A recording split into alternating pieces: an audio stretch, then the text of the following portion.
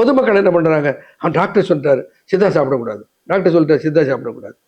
இந்த கொரோனான்னு ஒரு நோய் வந்தது இல்லை? ஆமாம். எத்தனை பேரை கொன்று கும்பல் கும்பலாக அப்படியே கொன்று குவித்தது. இந்த கொரோனா நோய் வந்தபோது நம்முடைய மக்களை வெகு அளவிலே காப்பாற்றிய பெருமை சித்த மருத்துவத்துக்கு உண்டு. ஆமாம்.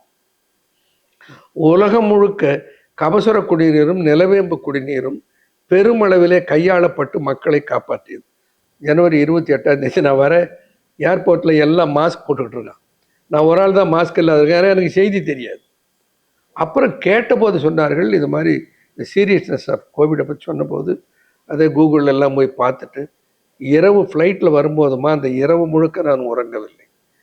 அந்த அறிகுறிகளுக்கு சித்தர்கள் என்ன மருத்துவம் சொல்லி இருக்கிறார்கள் என்று அதை ஆராய்ச்சி, இரவு முழுக்க ஆராய்ச்சி பண்ணதில் கபசுர குடிநீரும் நிலவேம்பு குடிநீரும் தாலிசாதி சூரணமும் பாதசுர குடிநீரும் அதற்கு தக்கன என்ற ஒரு முடிவுக்கு வந்து நான், என்னுடைய மகன் எம்டி டெர்மட்டாலஜி ஜென்ரல் மெடிசன், என்னுடைய மகள் பீடியாட்ரிஷியன், ஒரு மருமகள் டெர்மட்டாலஜிஸ்ட்டு, அது இல்லாமம்மா ஒரு சயின்டிஃபிக் ஃபார்மசிஸ்ட் ஒருத்தர், ஃபார்மகாலஜிஸ்ட் ஒருத்தர் நம்முடைய நிறுவனத்தில் இணைத்திருக்கிறேன். அவர் பேர் டாக்டர் நடராஜன். நாங்கள் எல்லாம் சேர்ந்து மிகவும் மண்டையை போட்டு குழப்பிக்கிட்டு 1 மாதத்துக்கு மேலே ஆனது இவைகளை எப்படி ஒன்றாக சேர்ப்பது. அதோடு இல்லாமல் இப்போ கொரோனா இருக்கிறது, அதிலிருந்து தன்னை காப்பாற்றிக் கொள்ள வேண்டும்.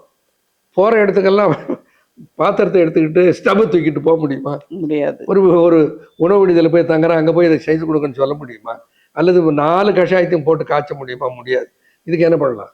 அந்த பவர் குறையாமல் ரெடி டு யூஸ் ஈஸிலி போர்ட்டபுளாக பண்ண முடியுமா அப்படின்னு பண்ணபோது சிறப்பு ஃபார்மில் அதை நான் உருவாக்கினேன்.